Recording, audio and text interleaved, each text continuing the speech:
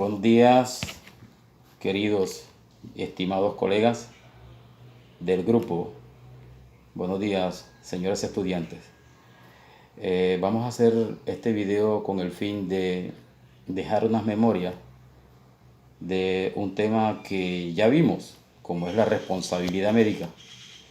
Me permito presentar, mi nombre es Enrique Villa, soy abogado con alta experiencia en derecho médico y todo lo relacionado con la responsabilidad médica. Actualmente presto servicio en la Alcaldía Mayor de Cartagena, especialmente en el Cuerpo de Bomberos. Soy suboficial del Cuerpo de Bomberos hace 25 años. Bien, como el tiempo apremia, iniciamos. La responsabilidad médica inicia desde que el paciente aborda, ya sea por sus propios medios o acompañamiento de un personal que tripula una ambulancia. Es decir, la persona que se encuentra politraumatizada o aquella con alguna enfermedad repentina, la cual debe ser trasladada en una ambulancia, desde ese momento inicia una responsabilidad médica. Bien, ¿qué pasa entonces? No sabemos en qué forma vamos a encontrar la persona. Si de pronto requiere atención inmediata, si puede recibir atención en el mismo lugar de los hechos, en caso de que sea un accidente, ya sea laboral o accidente de tránsito. ¿Qué es lo que sucede con esto? Miren, hay una resolución del año 1993, que es la resolución 9279. Los invito a que la descarguen y la lean un poco, está bastante completa. Esta resolución tiene un año, pues, ya bastante avanzado, año 93. Son muchos ajustes que se le han hecho, pero más que todo tiene que ver con la responsabilidad médica en sí. Esta resolución también habla mucho de los tipos de ambulancia que existen actualmente en nuestro país, y pues considero y creo, estoy seguro que en otros países también. Las ambulancias aquí están divididas en tres tipos. Tenemos una ambulancia de tipo intermedio, una ambulancia básica y una ambulancia medicalizada. Las ambulancias de tipo intermedio son aquellas que son tripuladas única y exclusivamente por un auxiliar de enfermería y un conductor. Porque estas ambulancias son de traslado, podríamos llamarlo hasta traslado terciario, ni siquiera secundario. Un traslado donde ya el paciente está totalmente recuperado, va a ser trasladado a su casa. De pronto es un paciente que hay que estar, ¿qué le digo?, trasladándolo de su casa hacia un centro asistencial para un diagnóstico periódico. En fin, el paciente está estable, entre comillas, y este paciente puede ser trasladado en un tipo de ambulancia. Ese es el traslado asistencial intermedio. También tenemos la de traslado asistencial básico. Esta ambulancia tiene que tener un sistema de dotación más completo que el intermedio. ¿Por qué? Porque aquí por lo menos debe ser tripulado por un paramédico. El paramédico es un tecnólogo, tiene un conocimiento más avanzado que el mismo auxiliar, y este paciente puede canalizar un paciente, puede administrarle medicamentos de mantenimiento al paciente hasta que éste sea trasladado a un centro asistencial, sin dejar de atender unas lesiones mayores. Por ejemplo, una hemorragia puede controlarla la tripulación de este tipo de ambulancia, como es la básica. Además de eso, tiene que tener los insumos. Puede inmovilizar una fractura, para eso tiene que tener férulas. Para controlar el sangrado tiene que tener apósitos. Para administrarle líquidos endovenosos, puede la ambulancia también, o mejor debe tener la ambulancia, este tipo de líquidos. Ahora bien, no solamente que el paramédico o la persona que tripula este tipo de ambulancia sepa realizar la maniobra como tal. No basta solamente, sino que tiene que tener conocimiento de qué líquido le va a administrar a la persona. Ojo, ahí está jugando un papel muy importante lo que es la responsabilidad médica. Para eso deben hacer las buenas incorporaciones a las personas que van a tripular estas ambulancias. Porque para nosotros no es desconocido de que cualquiera hoy en día puede tener un certificado donde demuestre de que es profesional de acuerdo al certificado que está mostrando, pero hay que ver la habilidad que tiene esta persona, hay que ver si en verdad es original el certificado, hay que ver si cursó y aprobó esta profesión. Entonces, si me dice que es paramédico, tiene que demostrarlo, ¿cierto? ¿Cómo? ¿Qué líquido le vas a administrar a una persona que tú encuentres sangrando? ¿Qué función va a cumplir ese líquido? Ahora bien, si la persona es diabética, tú no puedes colocarle un líquido que se llama lactato de Ringer. ¿Por qué? Porque también tiene glucosa y esto puede desencadenar un coma diabético, por decir algo, a la persona por los niveles de azúcar que se suben. Entonces, esta es una responsabilidad médica. Si esta persona llega a hacer esto, ahí incurre en un delito. Y tenemos la ambulancia, la medicalizada, traslado asistencial medicalizado. Ustedes van a observar en la ambulancia la sigla TAI, TAN y TAP, o TAI, TAP y TAN, traslado asistencial intermedio, traslado asistencial básico y traslado asistencial medicalizado. ¿Cuáles son las medicalizadas? Pues su palabra lo dice, debe ser tripuladas por un médico. Estas ambulancias están dotadas con equipo para realizar pequeñas cirugías dentro de la ambulancia durante el recorrido hacia un centro asistencial y ya debe ser de tercer nivel mínimo. ¿Por qué? Porque se supone que es un paciente que está crítico. No sé si recuerdan el accidente que tuvo un conductor de Fórmula 1 brasileño, Ayrton Senna, ¿recuerdan? Él tuvo un accidente en una pista de su país. Volcó, el vehículo colisionó contra una barda de la pista y el tipo ahí en ese lugar le practicaron, según he leído, 3 o 4 cirugías, ahí mismo. O sea, llegó personal experto, llegaron médicos, emergenciólogos, traumatólogos y ahí mismo le practicaron las cirugías. Pero el tipo murió, el corredor, el deportista murió. No quiere decir esto que porque llegó entonces la ambulancia medicalizada a atender a la persona que se encuentra politraumatizada, ya esta persona va a ser, ya se va a salvar. O sea, llegaron los magos y el paciente no va a morir, no.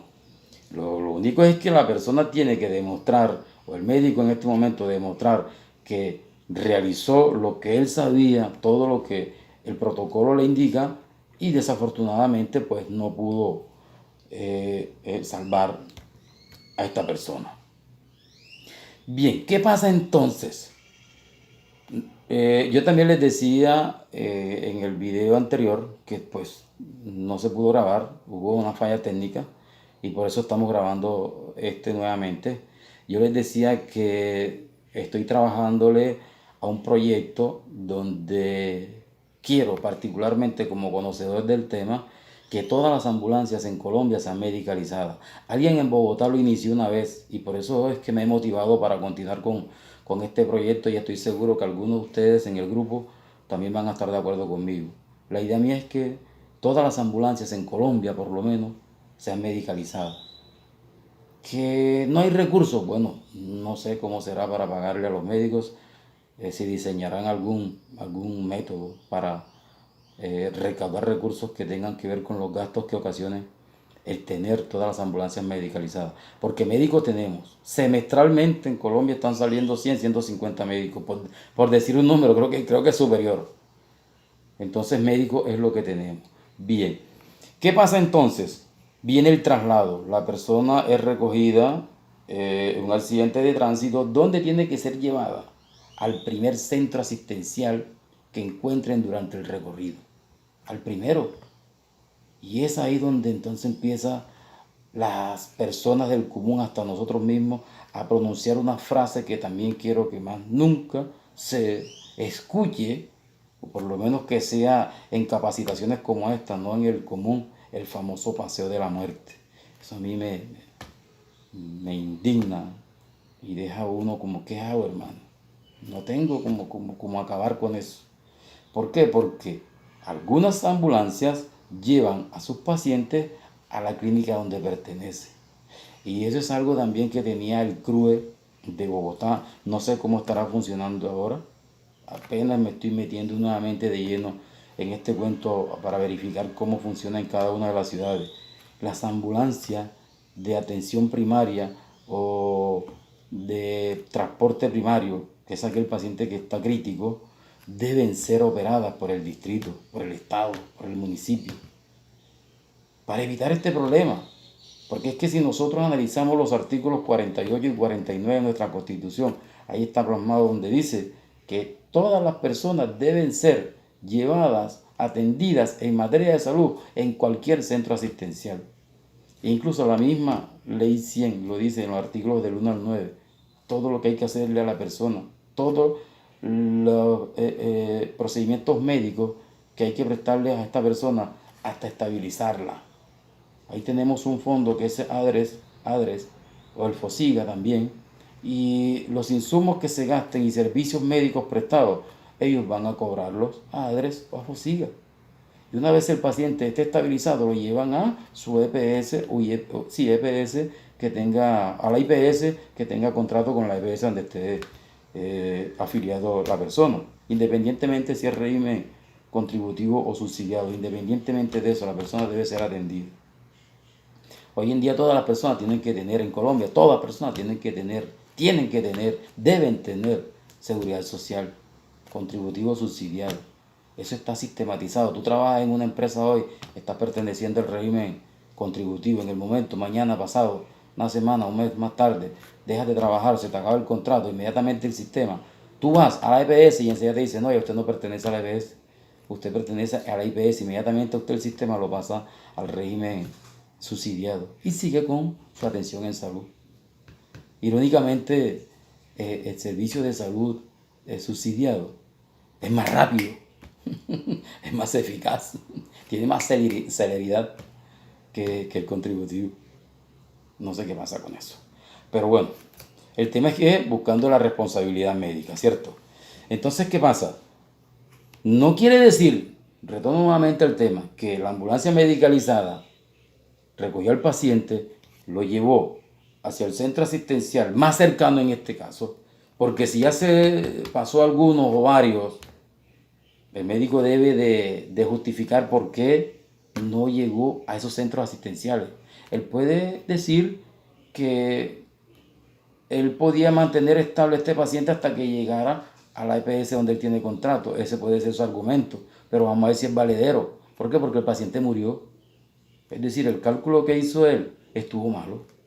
Entonces debió llegar primero a la clínica que encontró en el recorrido antes de llegar a su EPS.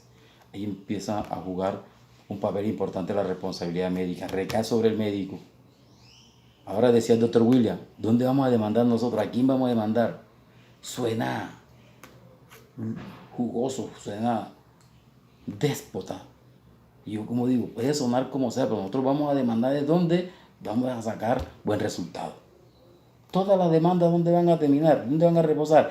Al Estado. Vamos a demandar al Estado. ¿Por qué? Porque si empezamos a buscar responsabilidad, todo va a recaer en el Estado. Hey, ¿funciona esta clínica? Sí. ¿Tiene ambulancia? Sí. ¿Tiene médicos? Sí. ¿Tiene todo esto? Sí. ¿Está bien estructurado? Sí. ¿Funciona perfecto? Sí. ¿Quién es responsable de que esa clínica funcione así? El Estado. Porque es quien emite los permisos para que esta funcione. ¿Ok? Entonces, cada caso es un caso. Ahora, de pronto alguien me dice, doctor, pero es que la persona pertenecía al régimen subsidiado, entonces no había ambulancia que esto. Mire, cada caso es un caso. Si nosotros vamos a debatir en una reunión este tema, alguien quiere un ejemplo, alguien quiere qué se debe hacer, que traiga un caso a la mesa de trabajo y lo debatimos. Porque no podemos generalizar. Cada caso en materia de salud es un caso. Bien, el paciente llega a la clínica, ya lo recogimos, ¿cierto?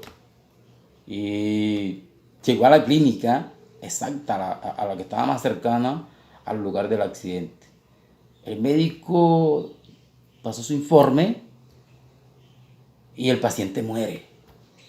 porque es donde nosotros vamos a trabajar para que haya o podemos encontrar responsabilidad médica. El paciente, ¿por qué murió? Ahora viene la investigación. Y decía el doctor William, hay que buscar las notas de enfermería, hay que buscar la bitácora que debe tener la ambulancia. Alguien me decía, doctor, las ambulancias deben tener por obligación una bitácora. Una bitácora es un libro donde van a anotar todo, todo lo que haga la tripulación en el día, incluso hasta colocar combustible debe estar anotado. Y volviendo nuevamente a la ambulancia, mire, hay, en la misma norma esta 9279 de 1993, hay un artículo que dice que las ambulancias deben tener depósitos o tanques de combustible para que trabajen, creo que son 400 kilómetros o 200 kilómetros.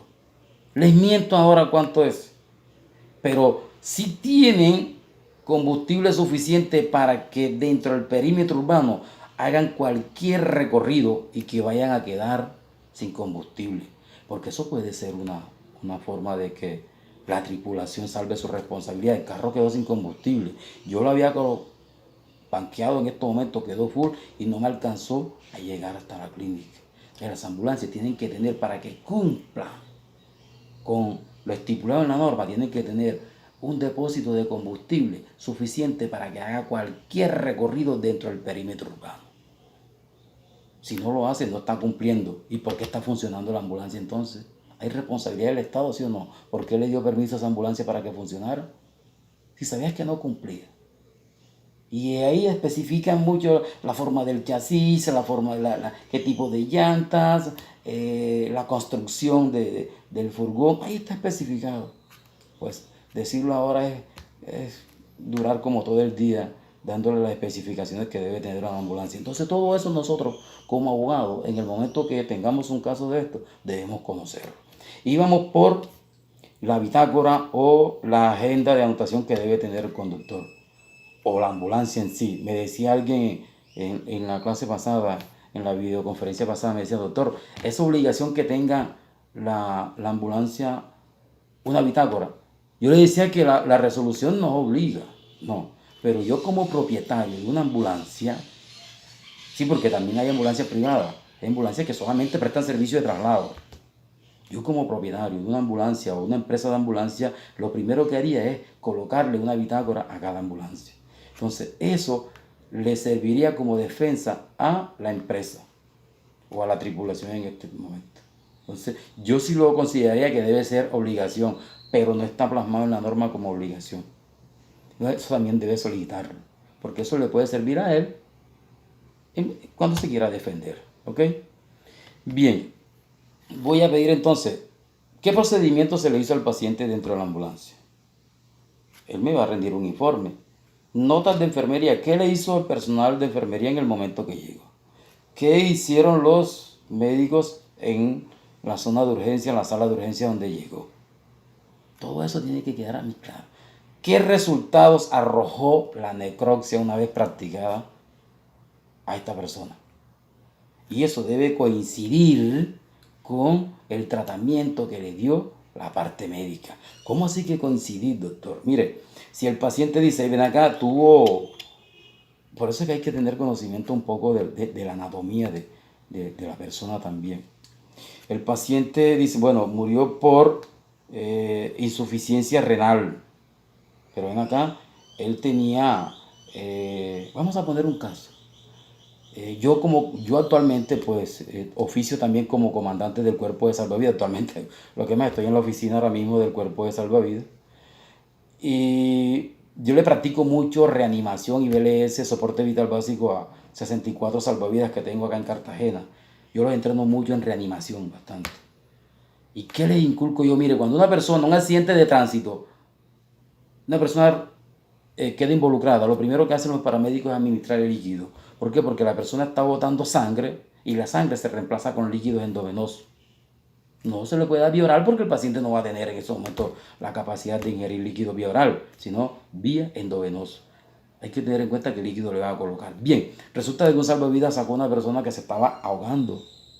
queda inconsciente, ¿cierto? Está inconsciente como le pudo resultar o pudo ocasionar un accidente de tránsito. Ambos pacientes están inconscientes, ¿cierto? Pero ¿qué pasa? Que el caso es totalmente diferente. El efecto, la causa de la inconsciencia de cada uno es totalmente diferente. Este fue por trauma, por golpe, hubo ruptura de vaso sanguíneo y hay que reemplazarlo con líquido. Acá no, acá la persona lo más probable que quedó inconsciente fue porque ingirió mucha agua. Entonces, este paciente que está acá no se le puede colocar o no se le debe colocar líquido endovenoso. ¿Por qué? Porque si tiene el estómago, perdón, los pulmones están llenos de líquido y tú le vas a administrar más líquido. ¿Por dónde lo va a eliminar? Entonces, ¿qué pasa? Que aquí esto puede ocasionar una insuficiencia renal. El médico puede decir, sí, nosotros recogimos el paciente en la playa y ¿qué hicimos? Estaba inconsciente y le coloqué el líquido. Doctor, qué pena, pero usted no debió colocar el líquido. ¿Por qué? ¿Por qué? Porque la persona tenía líquido. Doctor, ¿y cómo elimina el líquido la persona después que lo ingiere? Hey, a través de las vías de excreción, la piel, la orina. Eso no es que vas a voltear al paciente y lo vas a sacar. No, mi hermano, así no sale eso. Tiene que ser por vía de excreción. Ok, si tú no estás de acuerdo o hay algo que no te suena, no te encaja con el resultado de la necropsia y el procedimiento que se le hizo acá al médico, ¿qué debes hacer tú? ¿Qué te recomiendo? Búscate un médico privado. Alguien decía ayer en uno de los temas que se debate en el grupo de WhatsApp, decía, esto suena jugoso como dije anteriormente, pero hay casos que hay que cobrarlos costosos. ¿Por qué? Porque si tú no cobras lo suficiente, te vas a desgastar y hiciste el trabajo por caridad, ¿cierto? No todo debe ser el dinero, pero es que tú tampoco vas a colocar dinero para trabajarle a otra persona, o por lo menos yo no sé si lo haga. En mi trabajo se hace porque es voluntario entre comillas, nosotros el Estado nos paga, así que nosotros recogemos personas por ahí politraumatizadas en las ambulancias, las llevamos y no cobramos. Entonces la responsabilidad queda, ya para terminar, me quedan unos segunditos, queda, entonces aquí continúa el doctor William, hasta que llevo el paciente a la clínica, si se murió, empieza la investigación, ¿por qué? Y si no, siguen los procedimientos, porque el paciente puede quedar con alguna secuela en el momento que no se le dé buen tratamiento. Muchísimas gracias, jóvenes, Dios me los bendiga.